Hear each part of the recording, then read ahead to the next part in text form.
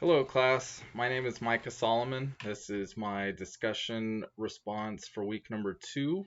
This video is about propaganda and the spread of information in America and throughout the world. Um, I find it interesting that the video uses the term propaganda because, like it says, that's normally something that we would see in a type of dictatorship country, Korea, North Korea, even back in like World War II, World War One, Germany. Lots of propaganda just to get all the people thinking the same thing. Obviously, what the government wants them to think, and it's just very interesting. We see things like that happening here in America. Whether it's politics, climate change, COVID. Um, we've seen it so many times where all these mainstream media outlets are spewing the same information, um, even if it's not true, too. For example, we saw with President Trump's election in 2016, Russia collusion, and all the mainstream media just ran with this one little false narrative that's been proven as false, but they ran with it. Everybody covered it. CNN, MSNBC, all these left leaning media outlets, they just completely ran with it, didn't even see if it was true. And now that it comes out that it's not true, where's the repercussions for those companies? Where's the consequence for spreading false information? Um, I can't help but think of Rush Limbaugh, and he would call this the drive-by media. They're just spewing out information. Doesn't matter what it hits, doesn't matter what they're spewing out. They just want to be the first. And if they have to backtrack to say something wasn't real, which they won't, but they're just basically like a drive-by shooting. They're just spraying out information.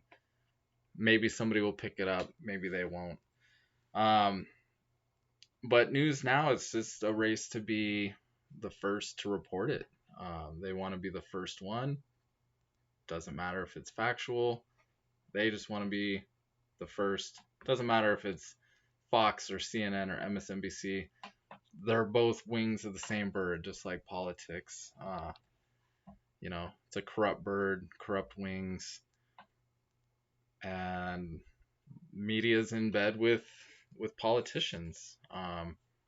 For example, let's look at Supreme Court leaks, trial leaks. They've been having leaks with Donald Trump's trials in, I don't know, Georgia, and those leaks bring viewers. Those viewers bring ratings. Those ratings bring advertisements and money, and it's all about money. It's all about power. Nobody really cares about the people on the bottom because those at the top are making their money. I thought it was really interesting talking about the NSA leaks. That wasn't in the video, but uh, that just kind of goes back to the propaganda arm of media and working with um, the government, even though they say they aren't. So it's very interesting. Propaganda is a very powerful tool that is very dangerous when the wrong message is being spread. I think propaganda is something that is usually like a subliminal type message too. Of course, they don't want you to think that they're brainwashing you, but they are. There's a lot of gullible people out there that don't do research, from other sources. They just see it on CNN and they take it for fact, and then they hate those other people that don't agree with their invalid point of view.